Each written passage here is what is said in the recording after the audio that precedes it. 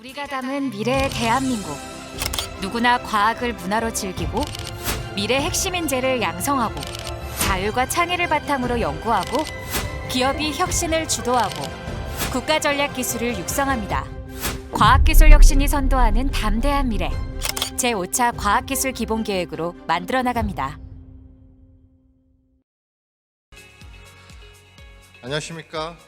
국토교통부 연구개발사업 설명회 사회를 맡은 국토교통과학기술진흥원 기획예산실 김정환 실장입니다.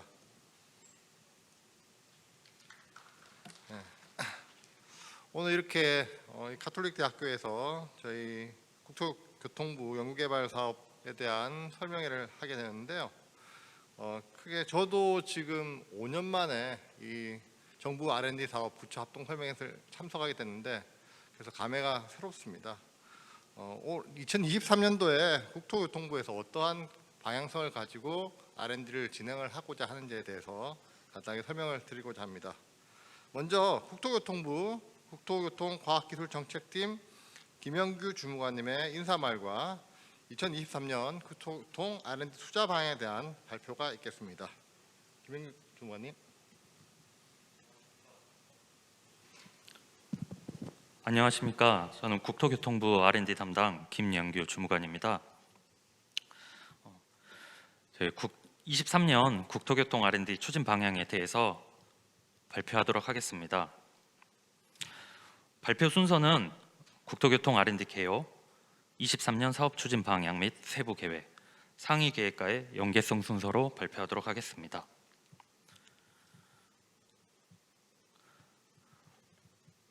우선 국토교통 R&D 투자 규모입니다. 23년 국토교통 R&D 예산은 전년 대비 2.9% 감소한 6,149억 원으로 확정되었습니다. 국토교통 R&D 예산은 14년 1,700억 원을 시작으로 연평균 약 5.7%씩 상승하여 22년부터 6천억 원 규모에 처음으로 진입하였으며 현재까지 2년째 그 규모를 유지하고 있습니다. 국토교통 R&D의 특성입니다. 국토교통 R&D는 다양한 요소 기술이 결합되어 단일 시스템으로 운영되는 플랫폼적인 특성과 인프라 건설 기술, 성능을 개선하는 기술 개발로 정부가 주도하는 R&D이고 공공이 주 수요자로서 기술 개발의 전주기의 성능, 안전성 검증이 필수적이며 개발된 기술이 인프라, 공공 서비스 형태로 국민들에게 제공되므로 체감도가 높다는 특징을 가지고 있습니다. 주요 성과로는 21년도까지의 논문 및 특허 건수입니다. 과학기술인을 양성하고 있는 수치를 보여주는 논문 건수, 시장 활성화 지원을 척도를 보여줄 수 있는 특허 건수와 12년도부터 21년도 국토교통 R&D 연부액이 약 3에서 5천억 원 규모임을 고려했을 때 양호한 지표를 보여주고 있다고 볼 수 있습니다. 물론 논문 특허만 있는 것은 아닙니다. 보시는 바와 같이 22년 기술개발 우수 성과인데요. 가운데 보이시는 그림이 물류 생산성을 높여주는 물류산업기계, 그리고 수소를 생산하는 수소 플랜트, 융복합 기술, 재난안전 분야 등 다양한 분야에서 좋은 성과를 내고 있습니다. 다음은 국토교통의 미래는 어떤 모습인가의 주제를 가진 영상을 시청하도록 하겠습니다. 미래의 주역인 우리 아이들이 상상하는 미래 도시는 어떤 모습일까요? 가까운 미래에는 스쿨존 무빙워크를 통해서 학교와 집을 안전하게 다닐 수 있어요. 깨끗함을 가진 도시의 풍경들, 자연과 함께하는 동물들, 지룡열차는 모두를 행복하게 하는 미소입니다. 벌처럼 가볍게 날 수 있고 홍수가 나도 안전하고 이삿짐을 싸지 않아도 되는 자유롭고 안전한 집입니다. 자동차와 집이 함께 나는 미래는 상상만 해도 참 멋질 것 같습니다. 국토교통 R&D는 4차 산업혁명, 기술 융합, 탄소 중립, 디지털 전환, 지속가능한 미래 가치를 창출하고 국토교통 발전과 사회적 문제 해결에 기여하고 있습니다. 자율주행 모빌리티, 스마트 건설, 수소도시, 디지털 물류, 재난재해 대응, 안전 생활 편익 증진 등 더 나은 미래를 위해 끊임없이 도전하고 혁신적인 기술 개발을 이어나가고 있습니다. 지금 인류는 또 다른 상상을 합니다. 국토교통 R&D는 최첨단 과학기술을 통해 상상하던 미래 도시를 실현하였으며 도로, 건물, 차량, 사람 모두가 네트워크로 연결되고 인공지능으로 자율주행하게 될 것입니다. 단순 이동수단이 아닌 우리의 삶의 행복과 편리함을 선사하며 하나의 스마트 플랫폼으로 발전할 것입니다. 머릿속으로 상상만 해오던 미래 도시가 곧 현실이 됩니다. 영상 재밌게 보셨는지요? 다 같이 노력을 한다면 영상에서의 모습이 먼 미래가 아닌 가까운 미래에 실현할 수 있지 않을까, 그렇게 한번 생각해 봅니다. 다음으로 23년 사업 추진 방향 및 세부 계획에 대해서 설명하겠습니다.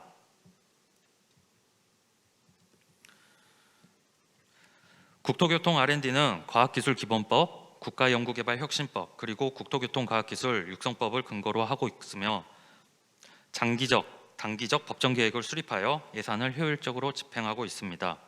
23년 사업 구성입니다.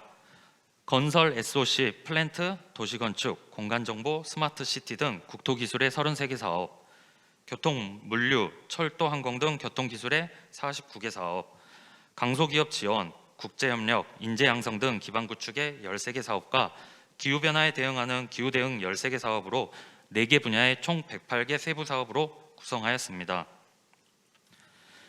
23년 국토교통 연구개발의 중점 추진 방향입니다. 정부 국가연구개발 투자 방향에 맞춰 국토교통 R&D는 국토도시의 공간혁신, 미래형 모빌리티 체계 전환, 기반시설 고도화, 국민이 행복한 생활환경 조성, 혁신 역량 강화 등 5대 추진 전략 과제와 국가 전략 기술 육성, 탄소 중립 기술 혁신이라는 2대 특별 과제로 구성하여 추진할 계획입니다. 국토교통 R&D의 대표적인 8개 기술 분야를 원형 예상 차트로 표현하였습니다. 요즘 국토교통부 중점 현안으로 드론, 자율자동차, GTX 등을 꼽을 수 있는데요. 이러한 현안에 기술적으로 대응하기 위해 항공, 교통물류, 철도 기술 분야에 23년 국토교통 R&D 예산의 약 48%가 반영되어 있는 것을 보실 수 있습니다. 마지막으로 상위 계획과의 연계성입니다. 국토교통 R&D는 국토교통과학기술 육성법에 따라 단년도 계획인 국토교통 연구개발 시행계획을 수립하는데요. 이 단년도 계획은 10년 단위의 국토교통 연구개발 종합계획과 연계하여 수립하였습니다. 18년도부터 27년도까지의 10년 단위인 제1차 국토교통 연구개발 종합계획에 따라 국토교통부는 4차 산업의 혁명에 대응하기 위한 혁신성장 동력 육성, 사람 중심의 국토교통 기술 개발, 기술 융합을 통한 새로운 고부가 가치의 창출하고 강소기업 지원과 인재 육성으로 미래지향적 R&D 시스템을 도입하여 혁신을 통한 국토교통 R&D 비전을 실현하고자 합니다. 이상으로 23년 국토교통 R&D 추진 방향에 대한 발표를 끝마치겠습니다. 경청해 주셔서 감사합니다. 예, 김현규 주무관님 감사드립니다. 다음은 2023년도 국토교통부 연구개발 사업 시행계획에 대해서 발표를 드리겠습니다. 발표는 사회자인 제가 직접 하도록 하겠습니다. 예, 시행계획 목차는 첫 번째 23년도 국토교통 R&D 추진 방향부터 해서 국토기술 분야, 교통기술 분야, 기반구축 분야 사업별 추진계획을 말씀드리고 기후변화 대응 분야 사업별 추진계획에 대해서 설명을 드리도록 하겠습니다. 첫 번째 국토교통 R&D 추진 방향입니다. 앞서서 김현규 주무관님께서 추진 방향에 대해서 대략적인 설명을 해주셨는데요. 그에 대해서 저희가 좀 더 상세하게 좀 설명을 드리고자 합니다. 저희는 올해 2023년도에는 5대 중점 추진 전략으로 R&D를 추진하고자 합니다. 저희가 1차 국토교통 R&D 종합계획이 2018년도에 수립이 되었습니다. 그게 이제 법정 계획인데 국토교통 연구개발 육성법에 의해서 5년마다 계획을 롤링 플랜으로 수립을 하도록 되어 있습니다. 올해는 이제 18년 이후 5년이 지난 2023년이기 때문에 현재 제2차 국토교통 연구개발 종합계획이 수립 중에 있습니다. 아마 상반기 내로 저희가 수립이 완료될 것으로 생각을 하고 있는데요. 그래서 거기에서 저희가 지금 하고 있는 수립을 하고 있는 2차 종합개발 계획에서는 크게 5개 추진 전략 과제와 2대 특별 과제로 나누어서 R&D를 추진하고자 합니다. 5개 5대 중점 추진 전략은 첫 번째 초연결 국토도시, 두 번째는 미래형 모빌리티 체계 대전환, 세 번째는 지속 가능한 국토교통 기반 시설 고도화, 네 번째는 국민이 행복한 생활환경 조성, 다섯 번째는 국토교통 혁신 역량 강화 등으로 이렇게 5가지로 저희가 구분을 했습니다. 또 하나 2대 특별 과제는 국가 전략 기술 육성 그리고 탄소 중립 기술 혁신 이렇게 2개를 지정을 해서 R&D를 추진하고자 합니다. 첫 번째 국토도시 공간 혁신은 디지털 국토공간, 메타 스마트 도시, 사회 재난 안전이고 아마 올해 745억 원 정도가 투자될 것으로 저희가 판단을 하고 있습니다. 미래형 모빌리티는 2,878억 원, 기반시설 고도화는 1,433억 원, 국민행복 생활환경은 219억, 그리고 혁신 역량 강화에는 874억 원이 투자될 예정입니다. 또 하나 2대 특별과제에서는 국가전략기술 육성에 2,456억 원, 그리고 탄소 중립 기술 혁신에는 734억 원이 투자될 예정입니다. 하나하나의 5대 추진 전략 과제에 대해서는 다음 슬라이드에서 설명을 드리도록 하겠습니다.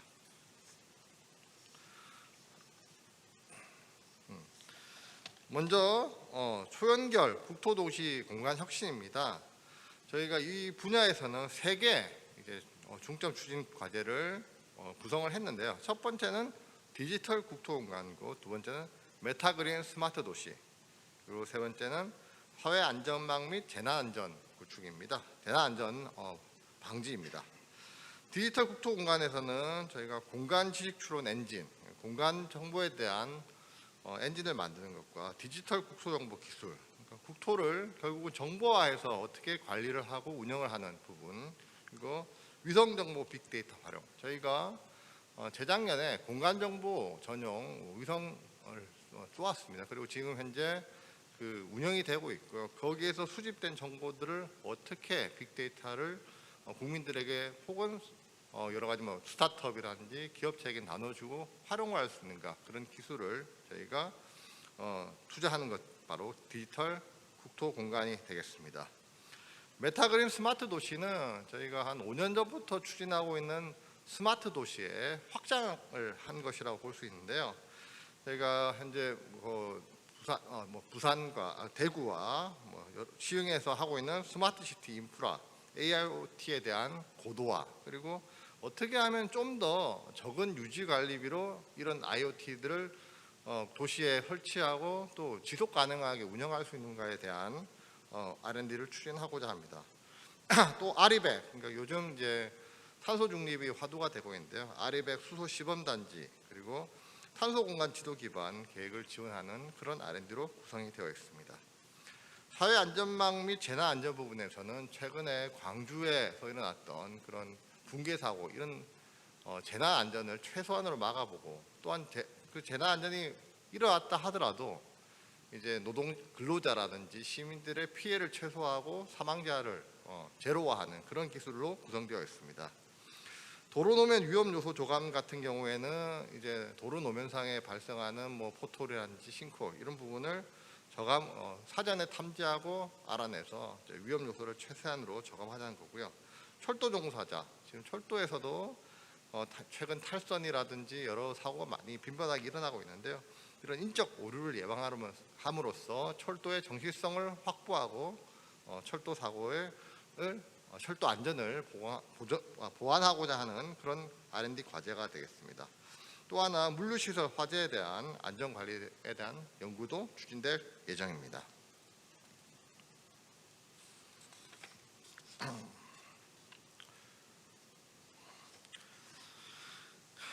그래서 요 세부에 대해서 제가 아까 설명을 드렸지만 자세하게 좀 더 얘기를 드리자면 디지털 국토 공간 부분에서는 공간정보 기반 기술과 개방형 디지털 플랫폼 구축 기술 등에 뒷부분 투자를 할 예정입니다. 그래서 사업은 디지털 국토정보 기술 개발 사업, 공간 지식 추론 엔진 기술 개발 사업, 위성 정보 빅데이터 활용, 국토 종합 관리 기술 개발들이 이제 저희가 신규 사업 혹은 계속 사업으로 추진될 예정입니다. 메타그린 스마트 도시는 부분에서는 스마트 시티 인프라 IoT 핵심 기술 개발 부분이 이렇게 그다음 아리백 기반 수소 시범 단지 인프라 기술 개발, 탄소 공간 지도 기반 계획 지원 기술 개발 등이 이제 추진될 예정이고요. 재난 및 안전 부분에서는 교통사고 유발, 도로노면 위험 요소 저감 기술 개발, 철도 종사자 인적 오류 분석 평가 예방 기술 개발, 물류시설 화재 안전성 및 위험도 관리 기술 개발 등이 여기에 포함되어 있습니다.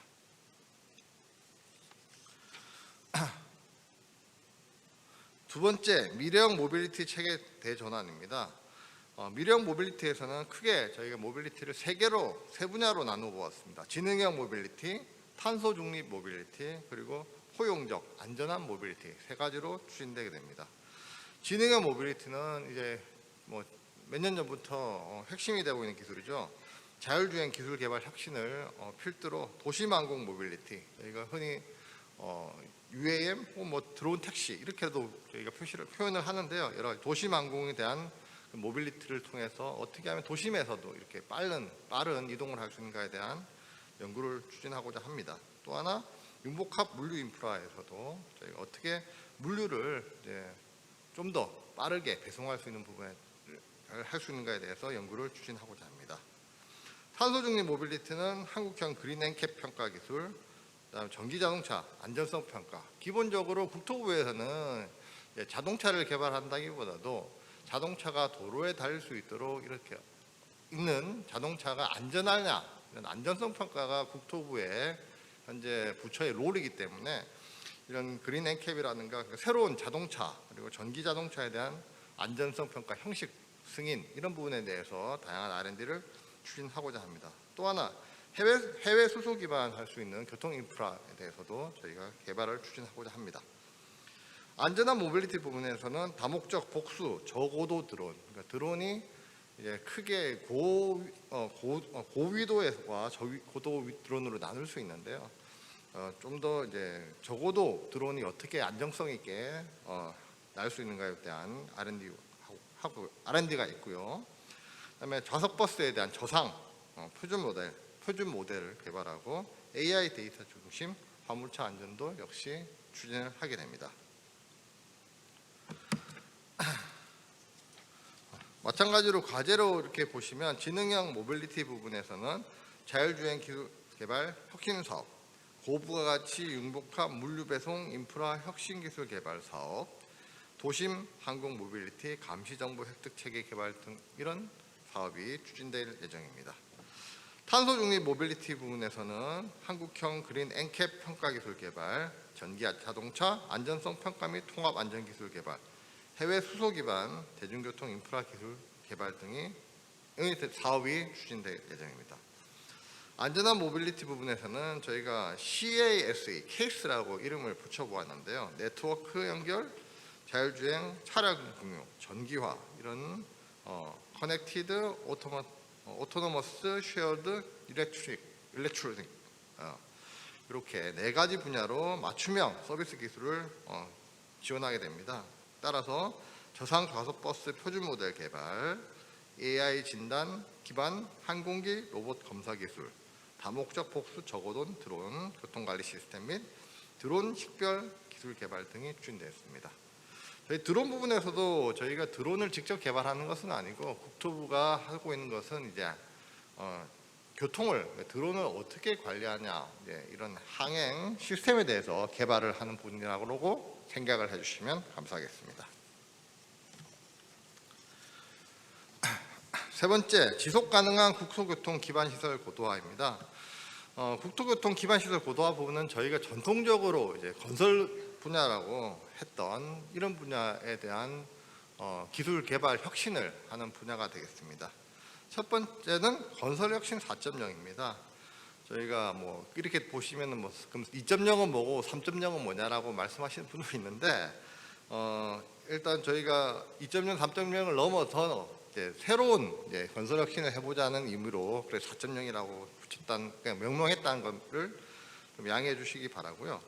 건설 혁신 4.0은 이제 TBM 터널 보링 머신에 대한 연속 굴착 기술 개발과 AI 기반 건축 설계 자동화, 빅데이터 기반 AI 도시 계획 등 이제 건설을 좀 더 이제 흔히 말하는 이제 노가다 인력 위주의 건설에서 AI 자동화, 기계화하는 그 건설로 변화하는 그런 혁신이라고 생각하시면 될 것 같습니다. 그리고 두 번째로는 친환경 플랜트 및 신공간 건설입니다. 이제 공기 액화 기반 에너지 저장과 바이오매스 플랜트, 지하 공간 도시 복합 플랜트 등 현재 저희가 좀 더 에너지를 효율적으로 사용하고 새로운 에너지를 개발하기 위한 여러 가지 R&D를 추진하게 되겠습니다. SOC 회복력 같은 경우는 저희가 크게 공동구 활성화 스마트 운영, 고위험 건설기기 안전성 평가, 기반시설 첨단 관리 기술로 되어 있는데요. 특히 저희 이번에 다음 따로 설명을 드리겠지만 아까 설명드렸듯이 광주에 이제 이런 여러 가지 광주에서 일어났었던 사고를 방지하고 현재 가장 많이 일어나는 사고가 이제 크레인 부분 이런 부분에서 사고가 나는데요. 이런 고위험한 건설 기계에 대한 안정성을 평가하는 기술에 대해서 저희가 심도 있게 연구를 할 예정입니다.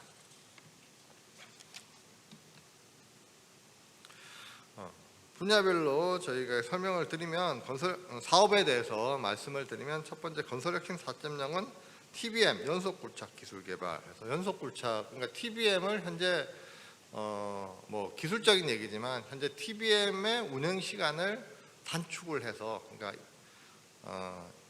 예를 들어서 TBM이 예를 들어 하루에 뭐 10m를 갔다 그러면 좀 더 연속 굴착을 함으로써 한 15m 정도 갈 수 있는 그런 기술 개발하는 것이 연속 굴착 기술이 개발이 되겠고요.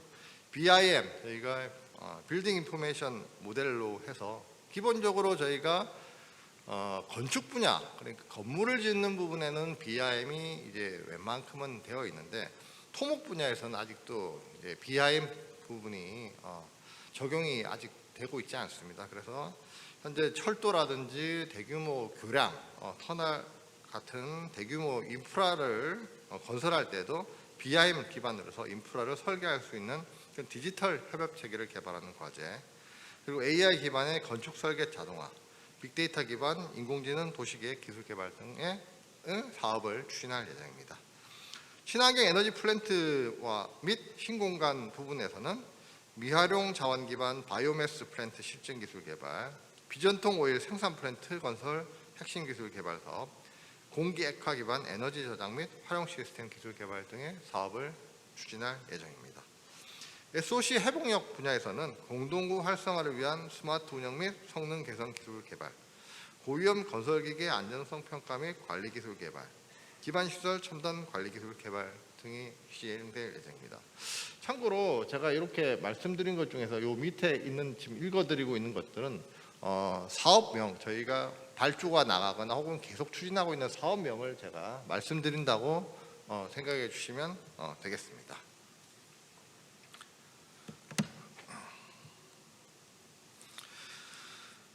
네 번째, 국민이 행복한 생활환경 조성입니다. 국민 행복 생활환경에서는 크게 도심융합 커뮤니티 협우, 넷제로 스마트 건축, 안전한 웰빙 주거 이렇게 세 분야로 나누고 있습니다. 도심융합 커뮤니티 협우는 대표적으로 지역 도심 융합 기술 연구 개발이 있는데요. 저희가 지역 도심 융합 지역을 저희가 5대 광역권에 현재 국토부에서 지정을 했습니다. 이제 광역시를 대상으로 지정을 했는데요. 그래서 지역 도심 융합 기술을 탑다운 방식 혹은 바텀업 방식을 섞은 이제 미들업 방식으로 저희가 추진할 예정입니다. 그래서 지자체를 한 2개, 3개 그 정도를 선정을 해서 그 지자체의 어떤 기술들, 특화 기술들이 필요한 거에 대해서 이제 바텀업으로 수요를 조사해서 그것을 기술 연구 개발을 하는 그런 과제로 구성이 되어 있습니다. 넷제로 스마트 건축은 결국은 건축물 에너지를 얼마나 절감하고 결국은 제로 에너지 건축물을 만드는 것을 저희 목표로 하고 있고요. 그래서 건물 에너지 데이터 통합 관리라든지 건축물 에너지 디지털 진단 등의 과제가 추진될 예정입니다. 안전한 웰빙 주거 부분에서는 저희가 항상 말하고 있는 층간 소음 그리고 뭐 여러 가지 뭐 방진, 방음 이런 부분에 대한 주거 생활 환경 문제 해결이 있고요. AI 기반 스마트 하우징 물론 이 부분은 이제 민간에서도 많이 하고 있습니다만은 이제 국가에서 할 수 있는 부분을 좀 추려서 추진을 하고자 합니다.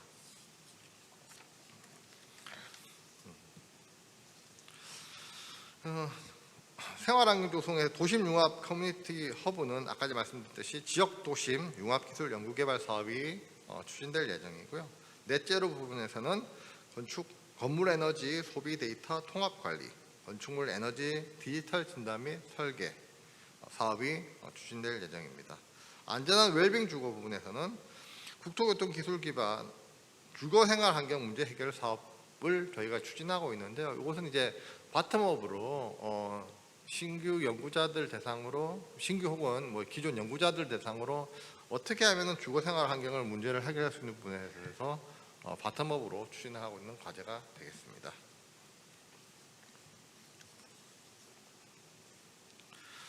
다섯 번째, 국토교통 혁신 역량 강화입니다. 혁신 역량 강화 부분에서는 저희 카이아 그리고 국토교통부가 국토교통 기반 확장을 위해서 어떻게 지원을 하고 또 투자하는 부분에 대해서 정의를 한 것이라고 보시면 될 것 같고요.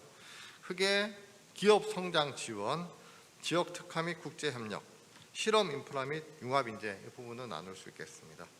기업 성장 지원 부분은 저희 카이아가 지금 기술 사업화 과제를 지금까지 수행을 하고 있었는데요. 이제 기술 사업화를 위한 이어달리기 사업도 저희가 하고 있습니다. 기술 사업화는 결국은 현재 기존 특허라든지 혹은 개발된 기술이 결국 시장에서 사용을 되려면은 좀 이제 단순화 그리고 패키지화 또 하나 좀 슬림화 그리고 결국 가격 경쟁력이 최우선이 되기 때문에 가격을 낮추는 대량 생산화가 있어야 되는데 그렇게 하는 기술 사업화를 저희가 지원을 하고 있고요. 기술 사업화를 한다고 하더라도 이제 시장성에서 저희가 흔히 말하는 죽음의 계곡이라고 하지 않습니까? 죽음의 계곡을 넘을 수 있는 그런 조금만 업그레이드된 기술을 개발을 지원하는 그런 이어달리기 사업을 저희가 추진하고자 합니다. 역시 기술 사업화 지원도 이제 계속 추진을 하고 있고요. 지역 특화 및 국제 협력 부분에서는 저희가 지역 및 이제 국제 협력과 지역 혁신으로 두 개 나눌 수 있는데요. 국제 협력은 제가 요 다음에 설명드리는 이제 성과확산형 국제 협력 연구 개발 사업에 대해서 뒤에 자세하게 설명을 드릴 예정이고요. 지역 혁신 같은 경우는 이제 지역에서 필요로 한 기술들에 대한 수요를 받아서 저희가 진행을 하는 그런 사업이라고 보시면 될 것 같습니다.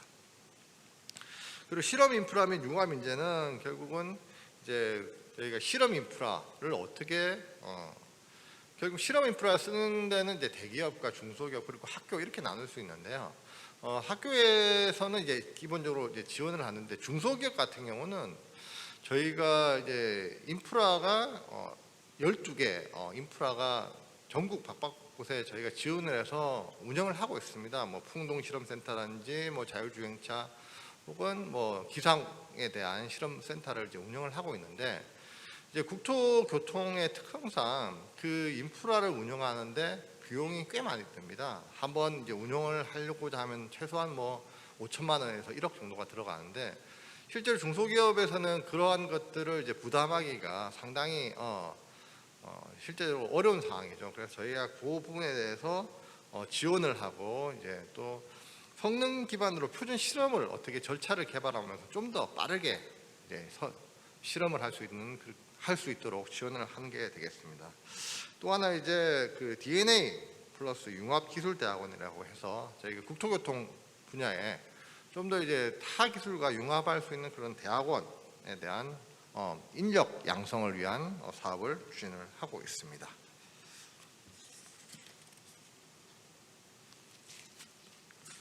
그래서 기업 성장 지원 부분에서는 국토교통 기술 사업화 지원 그리고 사업화를 위한 이어달리기 사업이 예정되어 있고요.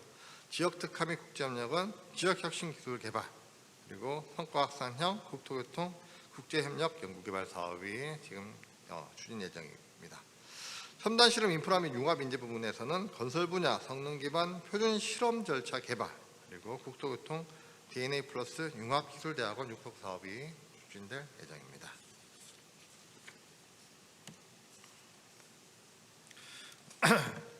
그리고 2대 특별과제입니다. 특별과제는 아까 말씀드렸듯이 저희가 국가전략기술 육성 지원을 말할 수 있는데요. 국가전략기술로 저희가 첨단 모빌리티, 수소 인프라, 우주항공, 그리고 첨단 로봇 4개를 저희가 지정을 했습니다. 첨단 모빌리티 분야에서는 저희가 자율주행 완전 상용화, 저희가 레벨 4, 5 그 정도를 하면 이제 완전 자율주행이라고 하는데요. 지금 현재 개발하고 있는 것은 레벨 3 정도 수준인데 이 부분을 좀 더 완전 주행으로 바꿀 수 있도록 할 수 있는 핵심 기술, 그리고 UAM에 대한 상용화를 위한 핵심 기술을 개발하도록 하겠습니다. 또한 이제 전기차, 수소차에 대한 관련 기술 개발도 집중 지원을 하고자 합니다. 그래서 도심 항공 모빌리티 가상 통합 운용 및 검증 기술 개발, 전기 자동차 안정성 평가 및 통합 안전 기술 개발, 자율주행 기술 개발 혁신 사업 등에 대해서 개발 추진하고자 합니다.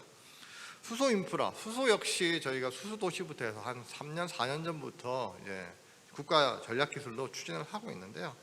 수소 도시 활성화를 위해서 인프라 기술에 지속 지원하고, 그리고 수소가 생산, 그리고 운반, 이동하는 부분에 대한 인프라에 대해서 중점 투자를 하고자 합니다. 그래서 도시철도 회생전력 유에너지를 이용한 도시명 수소 모빌리티 확산 인프라 기술 개발과 수소도시용 배관망 국산화 및 실증 기술 개발들을 추진하고자 합니다.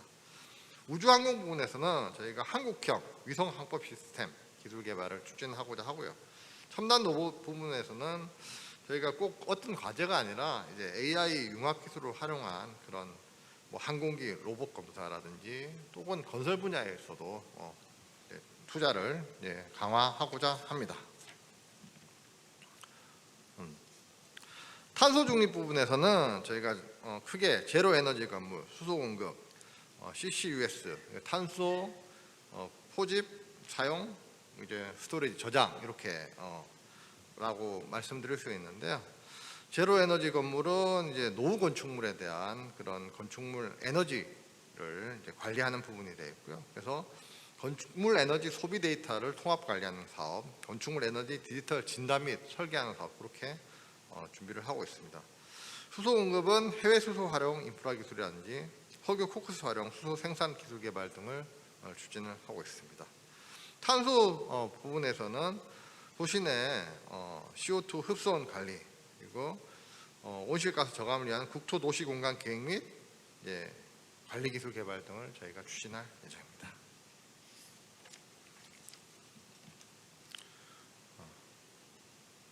세부적으로 예산을 좀 말씀을 드리면 저희가 국토교통 분야, 그리고 교통기술 분야, 기반구축 분야, 기후대금으로 나눌 수 있습니다. 먼저 국토기술 분야에 대해서는 33개 사업입니다. 2022년도에 비해서는 이제 저희가 조금 줄었고 158억 정도, 9%가 줄었는데요. 건설 기술 분야 9개 사업, 플랜트 기술 분야 8개 사업, 도시건축 공간정보 스마트 시티 분야 17개 사업 이렇게 되었습니다. 그 증가율을 보시면은 저희가 이 숫자를 보면은 실제로 그 부처가 나갈 방향을 이렇게 보고 준다고 말씀을 드릴 수 있는데요. 전통적인 건설기술 분야는 이제 아무래도 그래도 이제 체력이 받쳐주는 스마트 건설이라든지 집안시설 첨단 관리 이런 부분에서는 저희가 크게 봐서는 이렇게 전년하고 비슷한 수준으로 이렇게 추진을 하고 있고요. 근데 다만 이제 스마트 시티 분야는 저희가 국가 전략 프로젝트로 이제 스마트 시티 사업을 크게 하고 있었는데 그 부분이 이제 종료가 됨에 따라서 증감률이 많이 이제 20% 정도로 감되었다, 그렇게 보시면 될 것 같고요. 플랜트 부분에서는 아무래도 국가 전략 기술로 수소가 이제 다시 떠오름에 따라서 전년보다 4.7% 증가되었다, 그렇게 보시면 될 것 같습니다.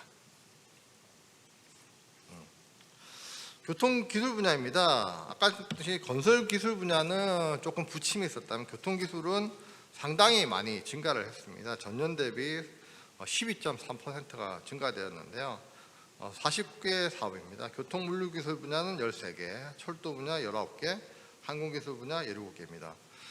지금 가장 화두가 되고 있는 자율주행 그리고 드론 이 부분이 엄청난 성장을 했어요. 지금 자율주행 기술 개발 같은 경우는 이제 예타 사업이 본격적으로 추진되고 있기 때문에 22% 정도가 증가를 했고요. 항공기술 분야는 UAM, 드론 이런 여러 가지 항공교통관리 시스템에 대한 요즘 관심도 많아지고 이제 국가에서 전략적으로 이제 키우려고 하고 있죠. 그래서 15.7% 증가를 했습니다. 다만 철도기술 분야에서는 뭐 저희가 고속철 이후로 마땅하게 하고 있는 철도가 많지 않습니다. 지금 뭐 저희가 예타를 하고 있는 지금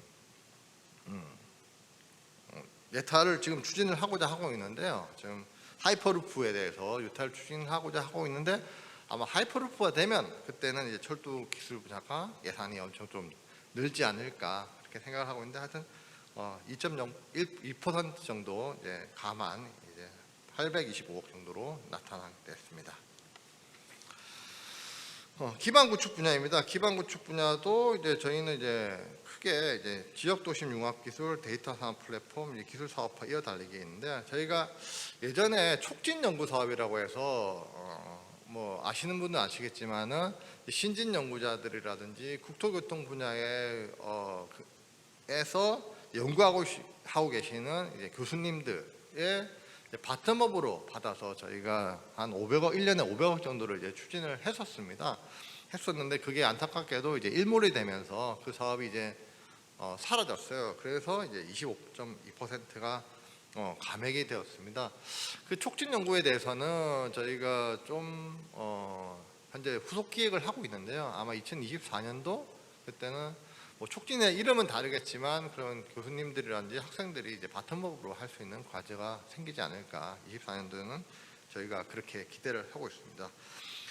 기후대응 기금에 대해서는 13개 사업인데요. 4.8% 좀 줄었습니다. 기후변화 대응, 아리백이라든지 이제 뭐 탄소 중립, 수송 부분, 감축 전략 기술을 이제 하고 있는데요. 요건 이제 기존에 했던 사업이 조금 이제 종료가 됨에 따라서 약간 줄었다 그렇게 보시면 될 것 같습니다.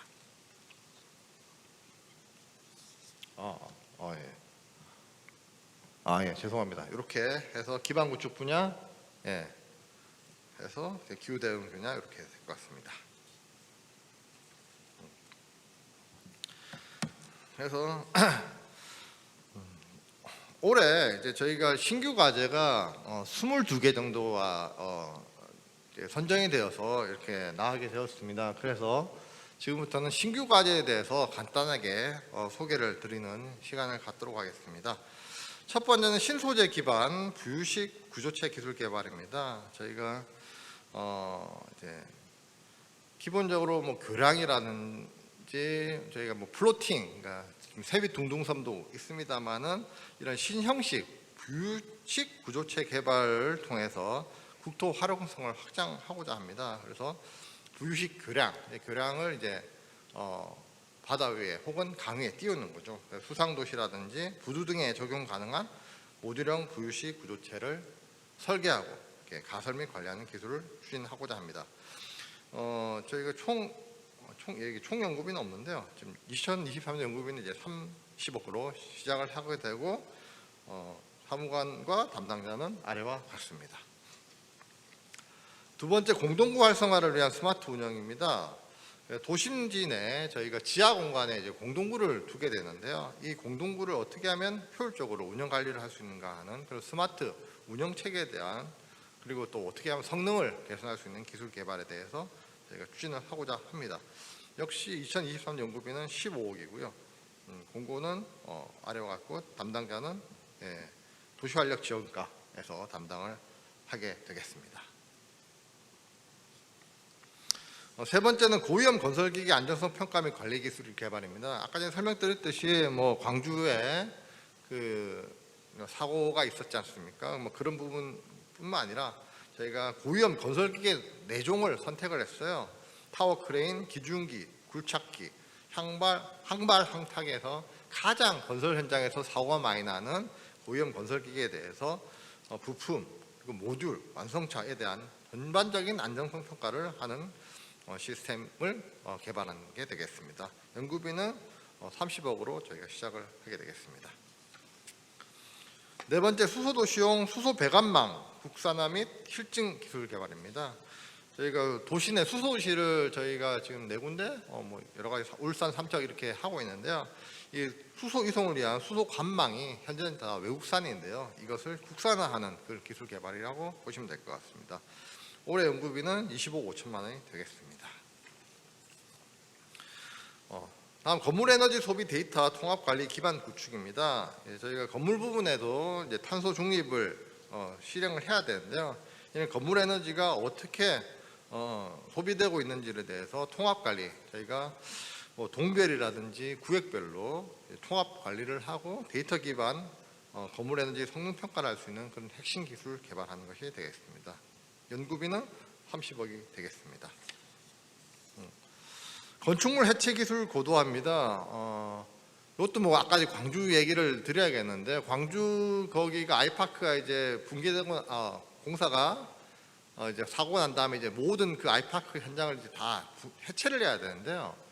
이제 해체하는데도 한 3년 정도 걸린다고 해요. 실제로는 그냥 부수는 거죠. 이제 크레인도 없이 그냥 이렇게 콘크리트를 부수고 있는데, 그 건축물을 어떻게 해체하고 안전하게 해체할 수 있는가, 그다음 또 자동화해서 또 해체 공법이나 장비를 고도화하는 기술 개발이 되겠습니다. 연구비는 40억으로 시작을 할 예정입니다. 교통 분야 이제 과제입니다. 한국형 그린 엔캡이라 해서 저희가 수송 부분에는 저희가 크게 가장 이제 온실가스 부분이 이제 자동차 운행입니다. 자동차 운행을 이제 전기로 바꾸면서 여러 가지 신차에 대한 평가 기술과 실용화 기술을 개발하는 것이고요. 그래서 엔캡 제도 도입이란 연비, 온실가스, 공기 실내질 관련 성능 평가라든지 등급화 기술을 하는 것이 연구가 되겠습니다.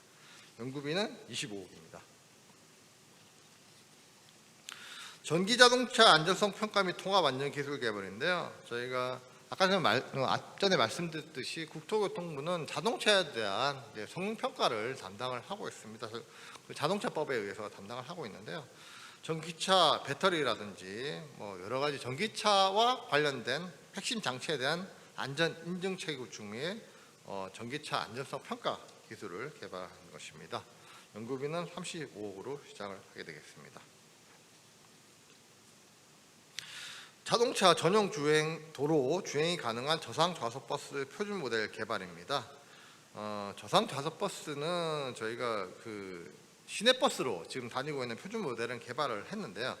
저희가 저희 광역버스 부분에 이제 자동차 전용 도로 주행이 가능하도록 표준 모델을 개발하는 과제가 되겠습니다. 연구비는 40억입니다. 암호화 사이버 위협 대응 부분 기술 연구 개발 사업인데요. 저희가 자율주행차를 이제 개발을 하다 보면 가장 이제 염려가 되는 것이 안보 부분인데요. 뭐 여러 가지 뭐 결국은 자동차하고 인프라, 자동차 V2V, V2I끼리 정보를 주고받는데요. 거기에 대한 이제 서비스 인프라의 암호화된 사이버 위협 암호화에 대한 그런 연구가 되겠습니다. 그래서 그뿐만 아니라 저희가 도로교통 공공 서비스 이런 여러 가지 교통 정보라든가 이런 부분에서도 사이버 재난 재해에 대한 대응을 하기 위한 기술을 개발할 예정입니다. 연구비는 20억입니다. 저희가 차세대 중형위성 2호 대체 발사 지원 사업을 하는데요. 저희가 R&D 지금 과기부에서 개발된 차세대 중형위성 2호를 발사를 합니다. 그래서 그 성공적인 발사를 지원하기 위한 여러 가지 기술 개발을 하는 것이고 42억 2,400만으로 추진할 예정입니다. 교통사고 유발 이제 도로 노면 위험 요소인데요. 이제 악천후나 이제 폭설 이런 기상 악화 시 발생할 수 있는 노면에 대한 지금 겨울인데 이제 눈이 쌓여 있던가 혹은 빙판길에 대한 위험 요소를 자동적으로 탐지하고 저감할 수 있는 기술을 확보하는 과제가 되겠습니다. 연구비는 24억 7,200만 원이 되겠습니다. 대심도 장대 터널의 재난 대응 복합 훈련장을 개발하는 과제입니다. 지금 GTX A, B는 이제 시공사를 선정을 하고 있는데요. GTX 같은 철도 대심도 지하 시설에 발생할 수 있는 고위험 재난에 대한 진단하는 기술 그리고 대응할 수 있는 기술을 개발하는 과제가 되겠습니다. 올해 연구비는 16억 1,700만 원이 되겠습니다. 철도 종사자 인적 오류 분석 평가 예방 기술입니다. 말씀드린 대로 4차 철도 종사자의 인적 오류를 방지하는 그런 과제가 되겠습니다. 연구비는 15억 원입니다. 민수용 GTF 엔진 정비 기술 인증 체계인데요. 저희가 현재 100% 해외에 의존하고 있는 항공기 엔진 정비 MRO라고 하는데요. 그에 대한 인프라를 기반을 확대하고 엔진 부품 수리 정비 기술을 확보하는 과제가 되겠습니다. 연구비는 15억입니다. AI 진단 기반 항공기 로봇 검사 및 정비 기술 개발입니다. 항공기 외관과 부품 검사를 저희가 기본적으로 좀 더 육안과 사람 인력으로 의존을 하고 있는데요. 이것을 이제 로봇이라든지 AI를 바탕으로 항공기 기체 외관 부품을 검사할 수 있는 기술을 개발할 예정입니다. 연구비는 15억입니다. 소형 항공기용 수송 연료 전지 기반 추진 시스템 인증 체계인데요. 저희가 과제 그대로 수소 연료 전지 추진 시스템에 대한 인증 체계를 만드는 과제가 되겠습니다. 연구비는 10억입니다. 다목적 복수 저고도 드론 교통관리 시스템 및 드론 식별 기술입니다. 저고도에서 비행하는 드론에 대해서 교통관리 시스템을 만드는 과제로 연구비는 20억이 되겠습니다. 기반 구축 분야 말씀드리겠습니다. 성과학산형 국도교통 국제협력 연구개발 사업입니다. 우수 기술의 해외 시장 진출을 위해서 기술 개량, 현지 실증 등을 지원하는 과제로서요. 연구비는 16억 원이 되겠습니다. 지역도심 융합기술 연구개발 사업은 도심 융합 특구를 5개를 저희 지정되어 있는데 거기에 맞는 특화 사업 및 기업을 육성하는 과제가 되겠습니다. 현재 대전, 대구, 광주, 울산 그리고 이렇게 부산 이렇게 5개 되어 있는데 현재 이 지자체 같은 경우는 아직 정해지지는 않았고요. 13억 정도로 해서 융합 특구 사업에 대한 특화 산업을 지원하는 연구를 추진할 예정입니다. 마지막으로 기후변화 대응 분야입니다. 탄소 중립 수송 부분 감축 전략 고도화 기술입니다. 수송 부분에 대한 탄소 데이터 기반 체계를 구축을 한 예정입니다. 과제비는 40억입니다. 탄소 공간 지도 기반 계획 지원 기술 개발입니다. 저희 탄소 공간 지도를 만들어서 중립 도시를 계획을 수립할 수 있도록 지원하는 기술이 되겠고요. 연구비는 34억 원입니다. 이상으로 저희가 그리고 그렇죠. 그래서 이상으로 저희가 지금까지 신규 과제에 대한 발표를 드렸고요. 별첨의로 이제 시행 계획이나 신규 과제를 보시면은 저희가 기획 보고서를 저희 홈페이지에 국토교통부 홈페이지나 저희 진흥원 홈페이지에 보시면은 저희 이러한 부분을 확인을 할 수 있습니다. 그래서 거기서 확인을 하시면 좀 더 많은 정보를 받을 수 있을 거라고 생각이 됩니다.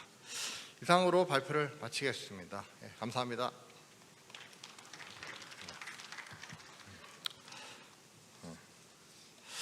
그리고 저희 발표에 의해서 아까 말씀드렸듯이 먼저 저희 신규 사업 R&D에 대해서 크게 중요하다고 생각하는 과제에 대해서 발표를 드릴 예정인데요. 첫 번째로 성과학산형 국토교통 국제협력 연구개발 사업에 대해서 저희 국토교통과학기술진흥원 조대현 단장님께서 발표를 해주시겠습니다.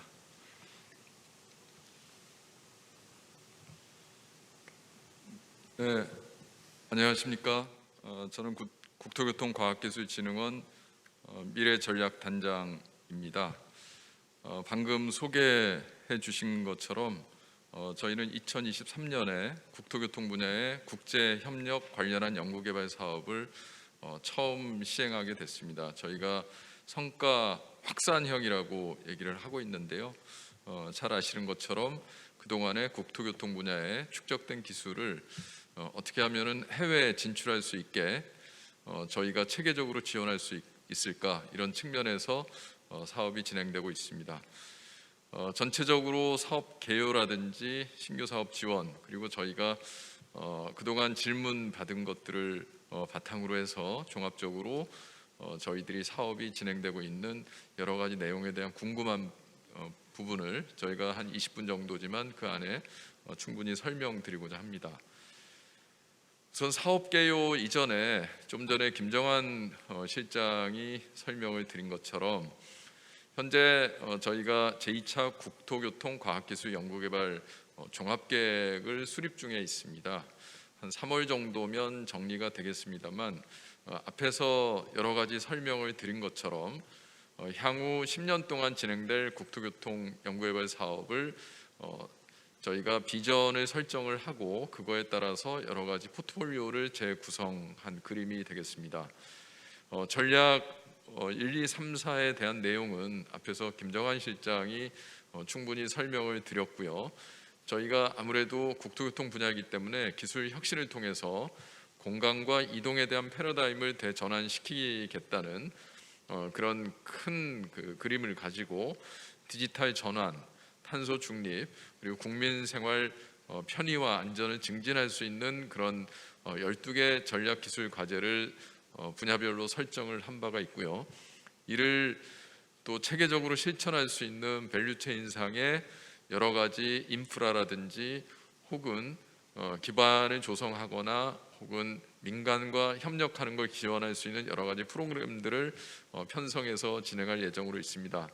오늘 설명드릴 내용은 그중에 R&D를 통해서 국토교통 분야의 산업 생태계의 기반을 강화시키기 위한 국제협력 네트워크 사업이 되겠습니다. 실제적으로 저희가 지금 추진하려고 하는 성과확산형 국토교통 국제협력 연구개발 사업은 국토교통 분야의 우수한 기술을 해외 시장에 진출할 수 있도록 기술을 개량하거나 현지에서 직접 실증을 통해서 사업화를 달성할 수 있도록, 그리고 이러한 수요에 맞춰서 국제 공동 연구 형태로 사업을 추진하고자 합니다. 법적으로는 국토교통과학기술 육성법 제14조에 국제 협력에 대한 사항이 있는데요. 저희들 연구개발 사업이라든지 기술적 성과를 저희가 관련된 여러 나라들과 함께 기술 협력을 통해서 그 나라에도 도움이 될 수 있고 우리나라 기술력 혹은 시장 확대에 도움될 수 있는 부분을 정부 차원에서 지원하고 협력할 수 있도록 규정하고 있기 때문에 그거에 맞춰서 진행하고 있는 부분이고요. 정부 정책상으로는 신정부의 120대 국정과제에서 국제협력 강화라든지 국제공동연구 활성화를 강조하고 있기 때문에 그거에 맞춰서 진행하는 사업이기도 합니다. 작년에 예산 심의를 거쳐서 확정된 금년 예산은 16억 원이 되겠고요. 총 사업비는 5년에 걸쳐서 246억 원이 되겠습니다. 기본적으로 추진 방향은 국제협력이지만 아무래도 국토교통의 특성이 있습니다. 해외 건설이 여러 가지로 최근에 사우디의 네옴시티라든지 여러 가지 기회가 창출되고 있고 그동안 원자력 발전소 수출도 있고 혹은 해수 담수화라든지 여러 가지 중요한 플랜트 사업이 있기는 합니다만 건설교통 분야의 다양한 분야가 활발하게 진출할 수 있는 근거를 마련하지는 못한 부분이 있습니다. 그리고 최근에 코로나로 인해서 해외 건설 수주액이 절반 이상 현재 저하가 돼 있는 상태이고요. 그래서 대통령께서도 국토교통의 해외 진출을 적극적으로 독려하고 있는 상황이기 때문에 그걸 위해서 우리나라 기업들의 트랙 레코드를 확보하거나 혹은 유엔에서 주장하고 있는 2030년까지의 서스테이너블 디벨롭먼트 골을 달성할 수 있는 거시적인 기후변화 대응이라든지 탄소 중립이나 디지털화라든지 미래 모빌리티 전환 같은 글로벌한 그런 이슈를 해결할 수 있는 공동 연구를 추진할 수도 있고요. 아니면 동남아라든지 신흥국 대상으로 발전하는 데 지원할 수 있는 한국의 경험과 기술력을 바탕으로 해서 발전을 가속화시킬 수 있는 스마트시티나 혹은 인프라 혹은 첨단 유지관리 기법 등이 대상이 될 수가 있겠습니다. 그래서 궁극적으로 저희 기술을 수출할 수 있는 그런 방향까지 찾고자 하는데, 일단은 이 사업의 중요한 부분은 주관 기관을 국내 기업으로 한정해서 지원을 하고자 합니다. 그래서 기업이 중심이 돼서 해외 시장을 개척하도록 그렇게 유도가 되기 때문에 주관 기관은 국내 기업에 한정해서 주관 기관을 설정을 하지만 컨소시엄 형태로 해서 산학연의 협력은 가져갈 수가 있고요. 또 이 사업 자체가 국제 공동 연구를 표방하고 있기 때문에 해외에 있는 기관들과 협력할 수 있는 그런 형태를 만들어야 됩니다. 그래서 저희가 여러 가지 복잡한 구조가 될 수가 있겠지만 이 부분을 어떻게 합리적으로 진행할 것인지, 그리고 어떤 아이템을 골라서 지원을 해야 될지가 저희들로서는 상당히 중요한 이슈가 됩니다. 그래서 이런 지원 방식은 가능하면 자유공모 방식으로 해서 제안을 받아서 그 중에서 엄격한 심사를 거쳐서 선정된 과제들에 대해서 선별적으로 예산을 지원하는 그런 구조를 가져가고자 합니다. 실질적으로 저희가 타당성 조사라는 형태로 진행을 하겠는데 뒤에 세부적인 내용은 설명드리겠습니다만 1차 년도, 그러니까 23년도에는 타당성 조사를 거쳐서 유력한 과제들을 선정을 한 다음에 집중적으로 30억 내외의 과제 지원을 저희가 실질적으로 하게 됩니다.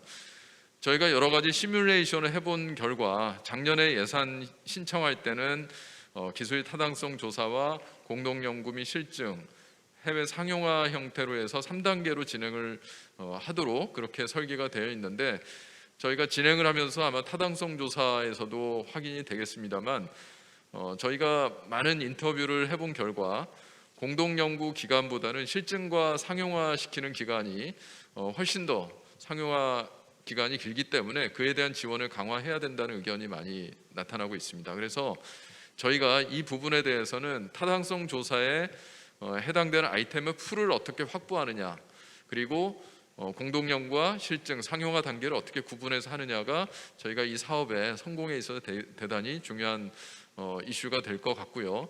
실제적으로 업체들이 해외 진출하는 여러 가지 사례들을 보면 생각보다 쉽지 않다라는 얘기를 많이 합니다. 그래서 그런 측면에서 국내 기술진의 역량을 최대한 결집해서 갈 수 있도록 그렇게 저희가 진행하고자 합니다.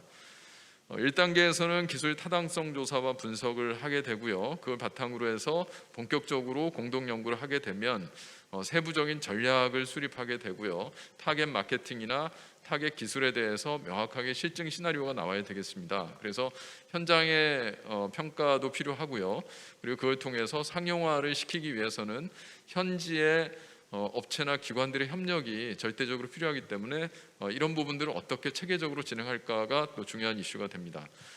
그래서 금년도에 시행하는 신규 사업은 우선적으로는 상용화보다는 타당성 조사할 수 있는 그 과제를 선정하는 데 집중할 예정으로 있습니다. 실질적으로 국토교통 기술 분야는 대단히 광범위하기 때문에 이런 부분에 대해서 관련 기술을 보유하는 기업을 대상으로 하는데, 그 기업의 경우에는 실제로 보유하는 그 기술도 있을 것이고 R&D를 통해서 획득이 기대되는 그런 기술도 있을 것이고요. 또 이를 입증할 수 있는 여러 가지 증빙이 필요할 겁니다. 그래서 저희가 금년에는 타당성 조사를 통해서 한 10개 정도의 후보군을 뽑아낼 건데요. 그 후보군에 대해서는 한 개 과제당 1.5억의 타당성 조사 연구 지원을 하게 됩니다. 그래서 그 타당성 조사를 통해서 수행해야 될 중요한 미션은 해외 시장에 기술이 적용되기 위해서는 아무래도 현지 환경에 적합한 그런 여러 가지 제도적인 기술적인 여건들, 그리고 시장 상황들에 대해서 검토가 우선적으로 필요할 것이고요. 그리고 실질적으로 대상국에서 수요가 존재해야 되고요. 구체적인 실증이 가능한 혹은 실증에 대한 협력할 수 있는 그런 여러 가지 제반 여건들을 저희가 검토하게 됩니다. 아무래도 R&D 속성이 강하기 때문에 완성된 기술만 가지고 하기보다는 현지에서 기술을 적용하기 위해서 개량할 수 있는 그런 측면, 또 현재 파트너들과 같이 공동 협력할 수 있는 그런 토대를 만드는 게 중요하기 때문에 타당성 조사에서는 일반 ODA 사업이나 그런 것들과 다르게 기술에 대한 부분을 좀 더 초점을 둬야 됩니다. 그래서 예를 들어서 보유 기술의 우수성이라든지 혹은 기술 개발 협력에 대한 계획이 구체화됐는지, 그리고 실질적으로 기술에 적정 기술이 되든 어떤 기술을 현지화하는 데 있어서 어떤 개량 계획이 필요한지, 그리고 핵심 기술이나 현지 실증 계획이 사전에 충분히 조사가 돼서 제시가 될 필요가 있고요. 그걸 바탕으로 해서 사업화까지 시나리오가 제시가 돼야만이 타당성 조사가 어느 정도 정리가 됐다고 보고 있고요. 기대 효과나 파급 효과에 대해서는 아무래도 기술을 적용했을 때 나타난 여러 가지 상황들을 충실하게 통계에 근거해서 제시할 필요가 있습니다. 일반적으로 국토교통 분야의 기술 분류 체계를 따르면 건축, 도시공간, 시설물, 플랜트, 도로철도, 항공, 물류라고 분류가 되는데, 그 부분에 있어서 세부적으로 기술적으로 들어가면 설계, 시공뿐만 아니라 유지관리, 스마트 시티, 교량, 터널, 해양 구조물, 플랜트, 엄청나게 많은 분야가 있거든요. 그래서 어떻게 보면은 국토교통 전 분야를 다 포괄해서 진행하는 것인데, 이 중에서 정말 성공 가능성이 높은 아이템이 뭔지, 대상 국가가 어딘지, 그리고 실질적으로 저희 기술이 시장 개척이나 글로벌한 경쟁력을 강화시키는데 실질적으로 도움이 될 수 있는 그런 분야를 찾아내는 것이 저희 국토교통과학기술진흥원의 중요한 임무가 되겠습니다. 그래서 이런 사업을 진행하기 위해서 저희가 실제적으로 대상 타당성 조사를 할 수 있는 대상 10개 분야를 선정하는 게 아마 저희가 볼 때는 4월에서 5월 정도까지 되지 않을까라고 생각합니다. 실제적으로 타당성 조사에 소요되는 기간은 6개월에서 7개월 정도이기 때문에 사전에 이 부분에 대해서 충분한 경험 있는 기업들이 좀 더 유리하지 않을까라고 생각은 합니다. 실제적으로 저희가 공고는 2월 말 정도 예상하고 있습니다만, 저희가 진흥원 내부에서 기초조사를 좀 해서 수요 파악을 어느 정도 할 예정으로 있습니다. 그래서 만약에 여기에 관심이 있으시다고 하면 저희가 공고를 통해서 게시판이나 알림을 통해서 이거에 대한 상세한 절차나 RFP를 공고하기 전에 사전에 안내를 드릴 것이니까 이 부분이 훨씬 더 구체화되고 세분화된 그런 계획으로 정리가 될 거라고 이해를 하시면 되겠습니다. 그러면 지금까지 들어왔던 질문들 중에 자주 질의를 하셨던 내용을 간단히 요약해서 설명드리도록 하겠습니다. 실제적으로 주간 연구 기관이 보유한 기술이 꼭 R&D 성과여야 되느냐라고 질문을 주셨는데요. 저희가 생각할 때 R&D라고 하는 게 상당히 앞서가는 기술을 대상으로 하기도 하고, 그 기술 분야가 상당히 융복합적인 부분도 있고, 그렇기 때문에 실질적으로 기업이 보유하는 그 단위 기술에 대한 부분을 전부 다 저희 R&D 성과로서 만들어내기는 힘든 부분이 있습니다. 그래서 기업이 자체적으로 보유한 기술을 경우에 대상으로 하기 때문에 꼭 R&D 성과일 필요는 없지만, 만약에 국토교통부에서 지원한 혹은 국가에서 지원한 이런 R&D 성과가 있을 경우에는 저희가 선정평가 시 감안할 수 있지 않을까라고 생각합니다. 이 가점의 범위는 크게 부여하기는 힘들 거고요. 일단 그 부분에 대해서는 인센티브를 고려하고 있는 상황이고요. 그 다음에 그 주간 연구 기관에서 현재 개발 중인 기술 같은 경우에는 기술의 실체를 드러낼 수 있는 지식재산권이나 혹은 TRL 단계로서는 8단계 정도 확보되었다고 보면 아무래도 유리하다고 볼 수 있겠습니다. 그리고 해외 기관 같은 경우에는 여러 가지 형태가 있지만 B2B 형태로 가기보다는 B2G 형태가 저희는 훨씬 더 안정적이라고 보고 있는 상태인데요. 그 과정에서 해외 업체의 경우에 참여하려고 하면 해외 업체 단독보다는 그 나라 정부의 어떤 그 공공기관이나 혹은 연구소나 이런 형태로 좀 컨소시엄을 해야 공동 연구 개발의 성격에 맞게 컨소시엄이 구성될 수 있다고 보고 있고요. 그 과정에서 사업 참여 의향서, 레터 오브 인터레스트나 혹은 사업 양해 각서가 제출되어져야 된다고 보고 있습니다. 그 다음에 현지 실증 계획의 실증 대상지가 후보군으로 나올 수가 있지 않습니까? 근데 어느 정도 확정이 되어지는 게 사업의 어떤 신뢰성을 높이는 부분이기 때문에 가능하면 좀 러프하더라도 실증 후에 운영 관리까지 포함한 이런 계획이 어느 정도 제시가 돼야 저희가 사업 기간 내에 성과를 충분히 달성할 수 있을 것이라고 보고 있습니다. 그래서 이런 부분들이 타당성 조사 과정에서 충분히 검토가 돼서 어느 정도 근거를 제시해야만이 사업 대상으로 선정되기가 쉽지 않을까 이렇게 생각합니다. 또한 중소기업의 경우 뭐 이건 일반적인 건데요. 신규 채용이라든지 의무 채용에 대해서는 타 과제와 동일하게 적용이 된다라고 보시면 되겠습니다. 또한 기술을 이전받을 경우에는 기술의 양도를 증명할 수 있는 근거가 필요합니다. 예를 들어 특허 같은 경우에는 특허 원장의 그런 소유 확인이 가능한 그런 형태로 제시가 될 필요가 있고요. 그 다음에 연구개발 성과지표는 아무래도 성과 확산형의 국토교통 국제협력 연구개발 사업이기 때문에 그거에 맞게 적절하게 성과지표를 저희가 제시를 할 예정으로 있고요.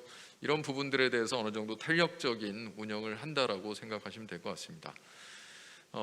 짧은 시간이지만 충분히 설명이 됐는지 좀 조심스럽기는 합니다. 그리고 저희가 이 사업을 진행하는 데 있어서 좀 더 많은 분들이 참여를 하시고 또 실질적인 성과를 내서 국토교통 분야의 기술이 해외 여기저기 뻗어나갈 수 있는데 좋은 마중물 역할을 할 수 있는 그런 사업이 되기를 희망하면서 오늘 정부 R&D 사업 설명회 신규 과제 성과 확산형 국토교통 국제협력 연구개발 사업에 대한 설명을 마치도록 하겠습니다. 경청해 주셔서 감사합니다. 예, 조대현 단장님 감사드립니다. 다음은 고위험 건설기계 안전성 평가 및 관리 기술 개발 사업에 대해서 국토교통과학기술진흥원 SOC 플랜트 기획실의 문상모 실장님께서 발표해 주시겠습니다. 문상모 실장님. 안녕하십니까. 국토교통과학기술진흥원 SOC 플랜트 기획실의 문상모 실장입니다. 제가 지금 설명드릴 사업은 고위험 건설기계 안정성 평가 및 관리기술 개발 사업입니다. 잘 아시다시피 많은 국민들이 인지하고 또 체험할 수 있는 그리고 사회적 이슈로도 많이 지금 대두되고 있는 건설기계 안전성에 대한 사업으로서 국토교통부 R&D에 그 중요성이 있다라고 생각을 하고 오늘 설명을 드리도록 하겠습니다. 크게 사업 개요와 금년도 선정 계획에 대해서 말씀을 드리겠습니다. 우선 사업 개요입니다. 이 사업의 추진 배경으로서 지난 10년간 저희가 분석을 해보니까 건설기계로 인한 사망자 수는 매년 100명 이상씩 지속적으로 발생을 하고 있습니다. 그 중에서 기중기, 지게차, 굴착기 등이 약 80%를 차지하고 있고요. 이런 사고 원인을 분석하는 것 중에 이제 큰 요소는 이 건설기계에 대한 정기 검사는 주로 인력, 검사원의 유관이나 청음 등의 측정 위주로 진행되고 있어서 사고 예방 효과는 아직도 미흡한 수준으로 저희가 분석을 하고 있습니다. 그리고 건설기계 사고 사례도 보시면 많은 국민들이 언론을 통해서도 아시겠지만 타워 크레인이라든지 굴착기, 크레인, 항타 및 항발기에서 낙하 사고라든지 과부하로 인한 낙하, 그 다음에 안전장치를 미적용을 했다든지 아니면 전도 사고가 났다든지 이런 아주 다양한 사고 사례가 발생하고 있는 현실입니다. 그래서 저희가 이 사업을 이제 기획을 하면서 사업의 비전으로서는 건설기계 검사와 안정성 평가, 그 다음에 관리제도 혁신을 통한 선순환 체계 정착을 비전으로 삼아서 사업 목표로는 고위험 건설기계의 기계적 결함이라든지 인적 사고 등을 예방하기 위한 안전성 평가 기술 개발과 안전관리 체계 고도화를 사업 목표로 저희가 설정을 하였습니다. 크게 사업을 구성하는 기술 개발 내용은 크게 세 가지로 구성되어 있는데요. 고위험 건설기계 완성차의 안정성 확보를 위한 기반 기술, 그다음에 두 번째로는 그 건설기계 안전사고 예방을 위한 시험 및 평가 기술 개발, 그다음에 세 번째로는 이를 종합하여 건설기계 통합 안전관리 체계 구축 및 법제도 고도화를 기술 개발 내용으로 크게 세 가지 내용으로 구성하고 있습니다. 저희가 그 고위험 건설기계 사업에서 다루는 고위험 건설기계를 4종으로 저희가 대상을 하고 있는데요. 그 4종에 대한 선정 절차를 간단히 말씀드리면 10년간 발생한 사망자 수의 원인이 됐던 12개의 건설기계 항목을 처음에 도출을 했고요. 그다음에 그 중에서도 기계적 결함 및 인적 요인으로 발생하는 사망자를 분석을 해서 7대 건설기계 항목으로 압축을 한 다음에 산업별 기계 건설기계 활용도, 그다음에 전문가 평가를 통해서 최종적으로 굴착기, 그다음에 항타 항발기, 그다음에 기중기, 그리고 마지막으로 타워 크레인, 이 4가지 장치에 대해서 저희가 사업 대상을 선정을 하였습니다. 사업을 구성하고 있는 3가지 기술 내용에 대해서 설명을 드리겠습니다. 첫 번째 그 기술 내용으로서는 고위험 건설기계 완성차의 안정성 확보를 위한 기반 기술 개발입니다. 참고로 여기서 건설기계 완성차라는 표현은 저희가 현장에서 건설 현장에서 돌아가고 있는 타워 크레인처럼 이렇게 실제 조립이 다 완료돼서 현장에서 돌아가고 있는 그런 그 장비라고 이해하시면 되겠습니다.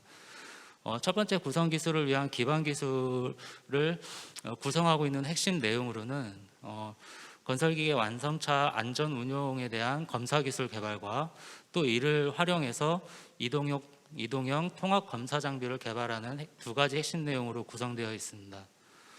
첫 번째 핵심 내용인 안전 운영 검사 기술은 건설기계 완성차에 대한 단계별, 즉 제조 단계, 그다음에 사용 단계 모두 안정성 검사를 위한 기준과 방법을 개발하고 이러한 안정성 검사를 위한 검사 장비 선정 및 운용 기술을 개발하는 내용을 담고 있습니다. 두 번째 핵심 내용인 이동형 통합 검사 장비 개발은 앞서 그 개발한 내용을 종합해서 건설기계 완성차의 안정성 검사를 위한 이동형 통합 검사 장비 개발과 현장 적용성 평가를 담고 있습니다. 이 이동형 통합 검사 장비에는 최소 10가지 이상의 건설기계 안정성 검사를 할 수 있는 검사 장비들이 통합돼서 이루어지는 장비입니다. 그다음에 또한 그 고위험 건설기계 완성차의 형식 승인을 위한 안정성 평가 기술 개발 내용도 담고 있습니다. 이러한 기술 개발을 하는 과정에서 저희가 이제 유관 중심의 검사를 첨단 장비를 활용해서 활용할 수 있는 기술 내용으로 전환을 하는 것을 첫 번째 구성 기술에서 다루고자 하고 있습니다. 두 번째 기술 내용으로는 고위험 건설기계 안전사고 예방을 위한 시험 및 평가 기술 개발입니다. 마찬가지로 크게 2가지 핵심적인 연구 내용을 구성하고 있는데요. 첫 번째는 고위험 건설기계 부품과 모듈 단위의 시험 및 평가 내용입니다. 본 내용에서는 제품 고장 및 사고 사례 기반의 고위험 건설기계에 대한 부품과 모듈 단위의 안정성 시험 평가를 위한 기준을 개발하고 이러한 시험 평가를 위한 검사 장비 설계 및 제작 기술을 개발하는 내용을 담고 있습니다. 두 번째는 저희가 부품 모듈 단위 이외에도 지금 건설기계에 ICT 기반의 여러 안전 장치들이 지금 장착되고 있는데 이러한 안전 장치에 대한 시험 및 평가 내용을 다루고 있습니다. ICT 기반의 안전 장치에 대한 표준 성능 및 시험법, 기준이라든지 절차라든지 해설사 등을 포함해서 이러한 시험법을 개발을 다루고 있고요. 그다음에 고위험 건설기계의 ICT 기반 안전 장치의 시험을 위한 시험 장비 개발 및 현장 적용성 평가를 진행할 예정입니다. 이러한 연구 개발을 통해서 저희가 부품 인증 제품을 계속 확대 적용할 수 있고 그다음에 ICT 첨단 장치에 대한 낙하 안전성이라든지 전도 안정성 같은 안전성을 확보하는 그리고 안전장치를 규격화하는 기준을 정립할 수 있을 거라고 생각을 하고 있습니다. 세 번째 그 구성 기술로서는 건설기계 통합 안전관리 체계 구축 및 법제도 고도화입니다. 앞서 그 개발이 진행되는 구성 기술 1과 2가 종합돼서 이루어지는 내용인데요. 건설기계 생애주기 정보관리 시스템 구축이라는 핵심적인 내용과 이를 바탕으로 한 안전관리를 위한 법제도 고도화 내용 두 가지 내용으로 구성되어 있습니다. 건설기계 생애주기 정보 표준화 및 안전사고 발생 인지, 예측, 예방 알고리즘을 개발해서 생애주기 정보관리를 위한 통합 안전관리 시스템 개발과 시범 운영을 진행할 예정입니다. 마찬가지로 이러한 것을 종합적으로 제도화에 담아가지고 건설기계 관련 법령 개정 및 제정 및 개정을 도출하고 안전성 확보 기술 관련 국제 표준안도 저희가 도출을 할 예정입니다. 이러한 연구 개발을 통해서 저희가 기대 효과라고 생각하는 것은 앞서 배경에서 말씀드렸듯이 사람 중심으로 되게 제한적으로 운영되는 이 건설기계 안전성에 대해서 선진국 수준의 검사, 그다음에 인증, 검사 기술 개발을 통해서 좀 더 스마트하고 선순환적인 관리 체계를 정착하는 것을 목적으로 하고 있습니다.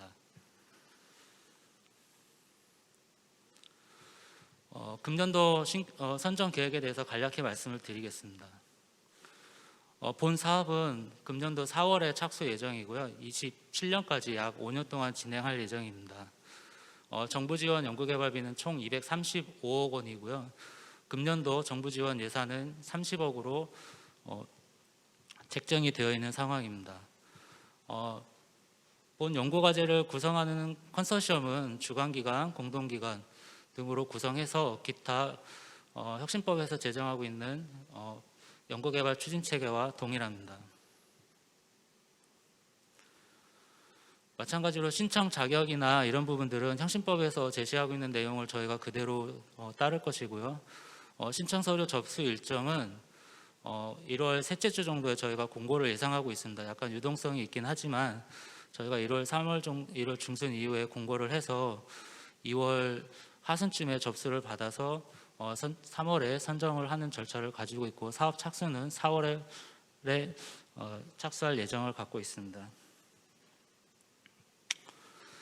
저희 사업 진행 과정에서 사업 공고 과정에서 궁금하신 사항은 저희 SOC 플랜트 사업실에서 담당을 하게 되고요. 문의처는 참고하시면 될 것 같습니다. 이상으로 간략하게 사업 설명을 말씀드렸습니다. 경청해 주셔서 감사합니다.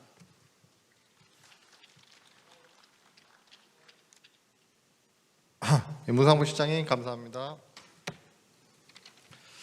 그럼 마지막으로 저희 세 번째 대심도 장대 터널의 재난 대응 복합 훈련장 개발 사업에 대해서 국토교통과학기술진흥원 철도항공기획실 이경표 책임연구원님께서 발표해 주시겠습니다. 이경표 의원님. 네, 안녕하십니까. 오늘 대심도 장대 터널의 재난 대응 복합 훈련장 개발 발표를 맡은 국토교통과학기술진흥원 철도항공기획실의 이경표 책임연구원입니다. 발표에 앞서서 우선 사업명이 지금 좀 아까 소개하신 거랑 다른 점에 대해서 좀 양해를 말씀드리고요. 보고 R&D 사업이 이제 예산 조정 과정에서 연구 내용이 좀 많은 부분이 수정이 되어서 이에 따라 사업명도 발표 자료에 대심도 철도시설 고위험 재난에 대한 이용자 대응 기술 개발로 변경될 예정입니다. 이 점 양해 부탁드립니다. 그럼 발표를 시작하겠습니다. 본격적으로 발표 내용으로 들어가기 앞서서 사업명에 있는 몇몇 키워드들에 대해서 설명을 드리겠습니다. 우선 사업명에서 대심도라 함은 지하 30m 아래를 뜻하며 GTX 등 철도 시설이 이 대심도에 해당합니다. 본 사업에서 말하는 철도 시설은 철도 역사와 철도 터널입니다. 역사의 경우에는 특히 상업, 주거, 환승 등 다양한 시설이 모여 있는 복합 역사가 주된 연구 대상이고, 터널의 경우 길이 1km 이상의 장대 터널이 주된 연구 대상입니다. 고위험 재난은 화재, 지진, 침수 등을 말합니다. 종합해 보면 본 사업은 GTX와 같이 대심도에 위치하는 복잡한 철도 시설에 화재, 지진, 침수 등 재난이 닥쳤을 때 이용자를 어떻게 안전하게 대피시킬 수 있는지 연구하는 사업이라고 보시면 됩니다. 네, 본 사업에 대한 내용은 다음과 같은 순서로 말씀드리겠습니다. 우선 본 사업을 추진하게 된 배경을 간략히 말씀드리고 연구 내용을 포함한 사업 개요를 말씀드리겠습니다. 그 다음 본 사업 공고 및 선정 계획에 대해 말씀드리고 발표를 끝내도록 하겠습니다. 네, 본 사업의 추진 배경입니다. 추진 배경 중 첫 번째는 지하 공간 개발 확대와 그리고 철도 이용자 수 증가입니다. 우리나라는 전국 대도시권 지하철도 이용자가 매우 높은 수준이며 지속적으로 증가하고 있습니다. 또한 도시 공간의 포화로 인해서 지하 공간 개발이 적극적으로 추진되고 있는 실정입니다. 실제로 국가철도망 구축 계획에 따라서 지하 공간 개발이 지속적으로 확대되고 있고 그 예로 세계 3대 최장 철도 터널인 SRT 유련 터널 그리고 GTX 건설 등이 있습니다. 또한 시설의 확대와 더불어 지하 공간 철도 시설의 대심도화 및 복잡화도 진행되고 있습니다. 이에 따라서 GTX의 경우에는 운영 속도 상승 및 지하 시설과의 간섭 회피 그리고 민원 회피 등을 위해서 평균 심도 40m 이상의 대심도 노선으로 계획되고 있으며 이에 따라서 정거장 역사도 대부분 동등 수준의 대심도에서 설치될 예정입니다. 역사의 경우에는 다른 철도 노선이나 또는 다른 교통수단을 포함하는 복합 환승센터에 주차장, 상업시설 등까지 연계할 경우 기존 일반 역사에 비해서 10배 이상의 면적과 상시 이용자가 존재하는 복합 역사가 들어설 예정입니다. 이러한 추세에 따라서 복잡한 대심도 철도 시설에서의 재난 대응 연구가 절실한 실정입니다. 네, 다음은 추진 배경 중에서 두 번째 요소인 지하 공간 위험도 증가입니다. 앞에서는 재난 대응 연구 대상의 시설 증가 추세를 보여드렸다면은 이 부분에서는 대응해야 되는 재난의 위험도에 대해서 말씀드리겠습니다. 철도 시설, 특히 그 역사는 그 초밀집 시설로 분류될 수가 있고요. 혼잡 시간에는 수천 명의 인원이 동시에 밀집될 수 있습니다. 특히 최근 건설되고 있는 복합 역사의 경우 기존 역사에 비해 10배 수준의 동시 피난 인원이 발생하는 시설이어서 적절한 대응에 실패할 경우 대규모 인원 피해로 이어지게 됩니다. 또한 대심도 철도 시설의 경우 심도가 깊어짐으로 인해서 승객의 피난 동선은 길어지고 소방대의 구조, 진입은 어려워져서 이중으로 지금 위험도가 증가되고 있는 상태입니다. 이처럼 대심도 철도 시설의 경우 재난의 양상과 피해 메커니즘이 지상이나 얕은 지하에 비해서 위험도가 훨씬 많기 때문에 체계적인 연구가 필요한 상황입니다. 다음은 사업 계획에 대해 말씀드리겠습니다. 우선 사업 비전 및 목표입니다. 본 사업은 대심도 철도 고위험 재난 대응 핵심 기술 개발을 통해 신속한 안전 환경을 제공함으로써 인명 피해를 30% 저감하는 것을 비전으로 설정하였습니다. 이러한 비전을 위해서 대심도 철도 재난 대응 설비의 지능화 및 자동화를 도모하고 있으며 대심도 재하역사 전 구간 3분 이내 안전지역 대피, 재난 예측 시스템 기술을 적용한 스마트 피난 고난 지원, 그리고 디지털 트윈 AI 기술 기반 실시간 대응 통합 시스템 구축이라는 3대 중점 목표를 설정하였습니다. 목표 달성을 위한 중점 분야는 3개로 나누어지며 각각 대심도 철도 재난 진단 예측 기술 이 중점 1분야, 그리고 대심도 철도 재난 대응 기술 진흥화가 중점 분야 2번, 그리고 재난 대응 통합 관리 시스템 기술 개발이 중점 분야 3입니다. 중점 분야 1과 2를 저희가 하나로 묶어서 핵심 과제 1로 구성하였고요. 중점 분야 3을 핵심 과제를 2로 하여서 2개의 핵심 과제로 구성되어 있습니다. 각 중점 분야의 세부 연구 내용은 뒤에서 다시 말씀드리겠습니다. 먼저 중점 분야 1에 대해서 설명을 드리겠습니다. 중점 분야 1은 대심도 철도 재난 인지, 진단, 예측 기술로 다양한 재난 멀티모달 신호, 예를 들어서 열이라든지 연기, 불꽃가스, 영상, 음성 등을 융합 분석하여 재난 상황을 인지하고 확산 정도를 진단 예측하는 기술입니다. 전통적인 화재 감지기라든지 아니면 지진 침수계 같은 신호뿐만이 아니고 CCTV, 공간 음성 인식 등의 정보를 이용하여 AI 기반으로 재난 분석 시나리오 데이터와 재난 인지 데이터를 분석하여서 재난 확산 정도를 예측하게 됩니다. 세부 목표로 재난 인지 및 예측 분석 속도 3초 이내 그리고 정확도 90% 이상을 설정하고 있습니다.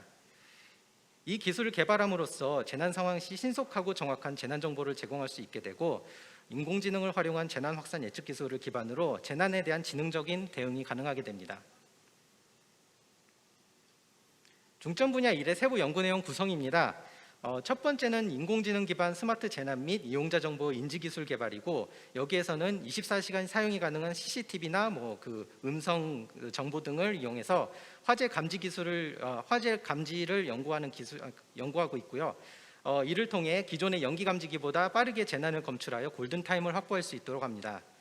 두 번째, 인공지능 기반 재난 확산 예측 기술 개발로 사전 분석된 시뮬레이션 데이터베이스를 통해서 인공지능이 실시간으로 빠르게 화재 확산을 예측할 수 있도록 하는 기술입니다.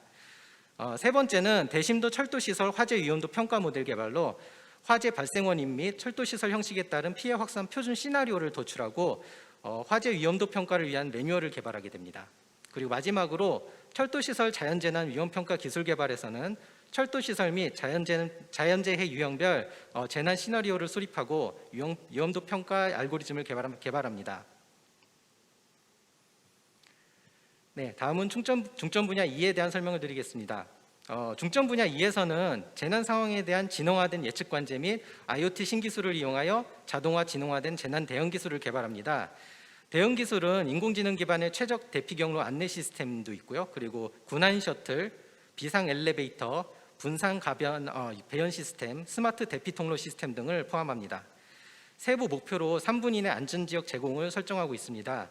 이 기술을 개발함으로써 대심도 철도 인적 사고 피해를 30% 저감하고 자동화 및 지능화된 철도 재난 대응 시스템 기술을 선도할 수 있을 것으로 기대하고 있습니다. 중점 분야 2의 세부 연구 내용 구성입니다. 첫 번째, 재난 대응 스마트 대피 안내 기술 개발에서는 인공지능 기반으로 재난 위험도 평가 결과를 분석하여 최적 대피 경로를 도출하고 이에 연동하여 이용자를 안내할 수 있는 장치를 개발합니다. 두 번째, 스마트 대피 통로 시스템 대심도 철도 실용화 기술 개발에서는 이용자가 안전하게 피난할 수 있도록 비상시에 전개되는 스마트 대피 통로 시스템을 실용화 단계까지 끌어올리는 연구를 합니다. 세 번째, 대심도 철도 스마트 군안 지원 시스템 및 비상 엘리베이터 표준 개발에서는 요 구조자를 탐색하여 보호 및 군안할 수 있는 자율주행형 스마트 군안 로봇을 개발하고 대심도 역사 비상 엘리베이터 설치 표준도 정립합니다. 마지막으로 철도시설 자연재난 지진 침수 대응 기술 개발에서는 자연재해의 특성에 맞도록 대응 전략을 짜고 이용자의 피난을 도울 수 있는 피난 안내 시스템을 개발합니다. 다음은 중점 분야 3에 대한 설명을 드리겠습니다. 중점 분야 3에서는 디지털 트윈 기술을 적용해서 다양한 재난 감시 및 대응 시스템을 실시간 제어하는 통합 관리 시스템을 구축합니다. 앞서 말씀드린 중점 분야 1과 중점 분야 2에서 개발된 인공지능 모듈하고 그리고 이제 대응 장비들을 통합하여 통합 관리 시스템을 구축하게 되고요. 대심도 복합 역사 및 장대 터널 환경과 유사한 테스트 베드를 구축해서 실증을 진행합니다. 세부 목표는 철도 고위험 재난 대응 체계 대응 속도 20% 향상으로 되어 있습니다. 중점 분야 3에서 구축하는 테스트 베드는 GTX 대심도 철도 구간에 적용하는 게 가장 이상적이겠지만 시기나 여건이 충족되지 못할 경우에는 그에 준하는 지하 30m 이하 그리고 지하 4층 이상, 피난 동선 200m 이상 지하 역사 및 연계 터널 구간에 구축될 예정입니다. 테스트 베드는 본 사업을 통해 개발되는 모든 성과물들이 통합 관리 시스템으로 묶여서 설치되어야 하고 실증 시험을 통해서 그 성능을 검증하게 됩니다. 네, 이상으로 연구 내용에 대한 설명을 마치고요. 본 사업이 이제 어떻게 공고될지 그 내용을 좀 설명드리도록 하겠습니다. 본 사업 대심도 철도시설 고위험 재난에 대한 이용자 대응 기술 개발 사업의 총 연구 개발 기간은 23년 4월부터 27년 12월까지 4년 9개월입니다. 총 정부 지원 연구 개발비는 350억 원이고 23년에는 이 중에서 16억 1,700만 원이 투입됩니다. 본 사업은 두 개의 핵심 과제로 분리 공모되며 핵심 과제는 대심도 철도 재난 진단 및 대응 기술 개발 그리고 핵심 과제 2는 대심도 철도 재난 대응 통합 관리 시스템 기술 개발입니다. 두 과제 모두 연구 개발 기간은 사업 전체 연구 개발 기간과 같이 4년 9개월이고요. 총 정부 지원 연구 개발비는 각각 248억, 102억으로 나눠져 있습니다. 사업에 대한 총괄은 핵심 과제 1에서 담당하게 됩니다. 다음은 평가 절차 및 평가 항목입니다. 사업이 공고된 후에 본 사업에 지원하고자 하는 기관에서는 신청 서류를 온라인으로 접수해 주시면 됩니다. 전문기관에서는 접수된 신청 서류를 검토해서 자격 적합 여부를 검토하고요. 이후에 연구개발과제 평가단위에서 선정평가를 거쳐서 선정 여부를 결정하게 됩니다. 선정평가에서는 아래와 같은 평가 항목에 의하여 평가가 진행되는데 1단계에서는 연구개발 계획서의 내용이 그 과제 제한 요구서 즉 RFP에 부합하는지 확인하고 연구개발 내용의 중복성도 확인합니다. 어느 하나라도 부적격으로 판정되면은 2단계 평가 없이 탈락 조치됩니다. 2단계에서는 연구개발 목표, 내용, 추진 전략 등 평가 항목에 따라서 점수가 매겨지게 됩니다. 그리고 2개 기관 이상이 경쟁 시에는 이제 상대 평가를 하게 되고요. 단독 시에는 절대 평가로 선정 여부가 결정됩니다. 마지막으로 추진 일정 및 접수 방법입니다. 현재 본 사업은 아직 공고 전입니다. 23년 1월 중순 정도에 국토교통과학기술진흥원 홈페이지와 아이리스 시스템을 통해서 신규 R&D 사업들이 이제 공고될 예정이고요. 공고 기간은 1개월 동안입니다. 2월 중순에 공고가 마감된 뒤에 이제 그 2월 말까지 신청 서류에 대한 검토가 있고 2월 말에서 3월 초 사이에 선정 평가가 있을 예정입니다. 선정된 기관과의 협약 체결은 3월 말이 될 예정이고 4월부터 사업이 시작됩니다. 접수는 온라인으로 진행되고요. 그 범부처 통합 연구 지원 시스템 약칭 아이리스 시스템에 접수하셔서 사업 공고 메뉴에서 이제 신청하고 싶은 그 연구 개발 과제를 선택하시고 정보 기입 및 서류 업로드를 해주시면 됩니다. 본 사업 담당자는 철도항공 사업실의 박준호 실장 및 박현석 선임 연구원님이시고요.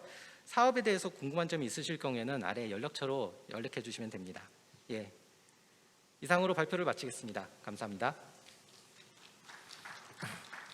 예, 이경보 책임연구원님 감사드립니다.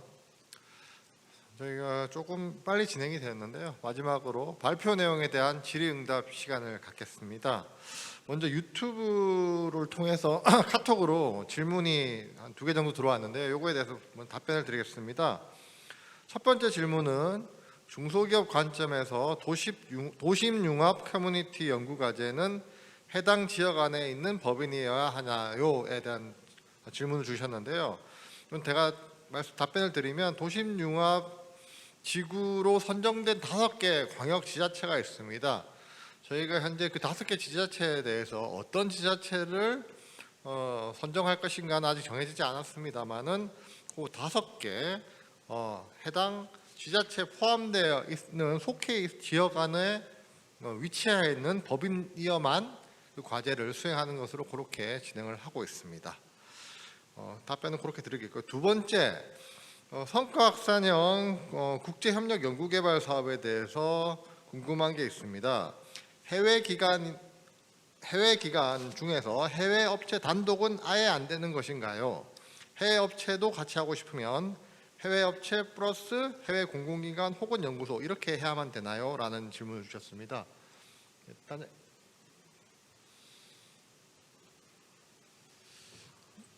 저희가 원칙적으로 해외 업체 단독으로 하는 건 힘들다고 보고 있는 이유가 실증을 해야 되지 않습니까? 그러니까 실증을 하기 위해서는 저희 국내에서도 마찬가지지만 공공기관이나 그 사업을 인증할 수 있는 확실한 실체가 있어야 됩니다. 저희들 국토교통 특히 이런 건설 같은 경우는 발주 사업이기 때문에 그래서 업체가 아무리 기술이 있다라고 해도 그걸 적용할 수 있는 대상지가 필요하기 때문에 아무래도 기관하고 공동으로 참여하시는 게 바람직하다고 생각합니다. 예, 이상입니다. 예, 이상 이렇게 유튜브에서는 2개의 질의를 주셨고요. 이제 플로어에서 질의가 있으신 분은 이제 손을 들고 질문해 주시면 저희가 답변을 드리도록 하겠습니다. 예, 저쪽에 예.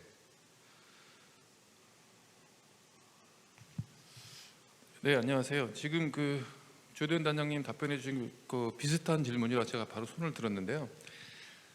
일단 해외 기관은 그 정부 부처나 지자체 등이 되어야 된다고 말씀을 하셨는데 사실 그 역할이 좀 궁금해서요. 그 기관들이 참여를 해서 실제 연구를 수행을 하고 연구비를 사용을 하게 되는 건지 아니면 그 뭐 공공기관 등이 참여를 하면서 그 해외 대학이나 연구기관들이 연구를 하고 연구비를 사용을 하고 그 공공기관 등은 그 실증지만 제공을 하면 되는 건지가 궁금하고, 그다음 또 한 가지는 우리가 그 해외 그 국가를 선정을 할 때 뭐 우선시 되는 뭐 어떤 국가가 있는지가 좀 궁금합니다. 네, 기본적으로 뭐 관심이 많으시니까 저희로서는 대단히 반가운 질문인데요. 기본적으로 한번 생각을 해보시면 이게 공동 연구 개발 사업이 되겠고요. 그리고 저희가 사업을 편성해서 이 예산을 집행하는 구조로 생각하면 제일 첫 번째는 우리나라 기업에 지원하는 연구 개발 사업이 되겠습니다. 그럼에도 불구하고 우리나라 기업이 현지화를 시키기 위해서 실증을 하기 위해서 그쪽에 여러 가지 뭐 시스템이라든지 정보라든지 지원을 받아야 될 부분이 있을 경우에는 그 부분에 대해서 일종의 위탁 형태로 일정 부분에 대해서는 편의를 제공받을 수는 있을 거고요. 공동 연구 개발이기 때문에 만약에 필요하다면 그 해외에 있는 대상지에 있는 기관들이 현물이 되든 현금이 되든 매칭을 통해서 전체적인 사업 규모를 키워가지고 같이 공동의 역할을 분담하는 거에 대해서는 저희가 특별하게 그 부분에 대해서 경계를 정하지는 않는 부분이거든요. 그렇게 될 경우에 실질적으로 이 사업에 대한 여러 가지 기술적인 부분에 대한 지적재산권이라든지 그다음에 사업을 수행하는 주체라 이런 부분들에 대한 역학관계가 존재하겠지만 현실적으로 저희가 보는 거는 현재 도움을 받을 수밖에 없다. 그리고 그 현지 도움을 줄 수 있는 가장 적절한 기관이 참여를 해서 실증할 수 있는 시나리오를 정확하게 제시를 하면 그거에 맞춰서 저희들이 예산을 집행할 수 있는 구조를 승인을 하고 가능하면은 그쪽에다가 직접 계약을 맺는 그런 형태보다 우리가 필요한 부분을 그쪽에 수행하는 형태로 사업이 진행돼야 되지 않을까 이렇게 보고 있습니다. 그리고 질문하신 특정 국가나 특정 지역을 염두에 두고 있는 게 아니냐라고 말씀하셨는데 워낙 우리 섹터가 넓기 때문에 그리고 처음 시행하는 거기 때문에 우선은 개방형으로 상당히 다양한 그런 제안을 받고자 합니다. 그리고 하다 보면 어떤 부분에 좀 더 집중되어 있는 그런 영역 그리고 좀 더 저희가 사업이 유리한 그런 지역이 나타나기는 하겠는데 지금으로서는 그 부분에 대해서 어떤 제한을 두고 있지는 않습니다. 네, 이상입니다. 예, 답변이 되셨습니까? 예. 다음 혹시 다른 질문 있으신가요?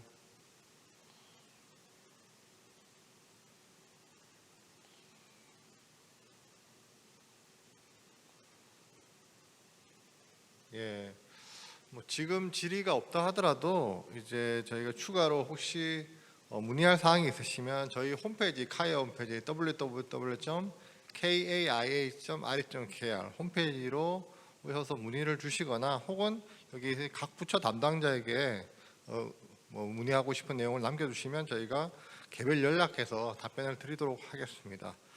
예, 저희가 30분 정도, 20분 정도 좀 빨리 끝났는데요. 이상으로 국토교통부 연구개발 사업 설명회를 모두 마치도록 하겠습니다. 저희가 5시부터는 저희 이후로 이제 교육부 R&D에 대한 설명회가 있으니 5시부터 다시 시작하도록 하겠습니다. 이상 경청해 주셔서 감사합니다.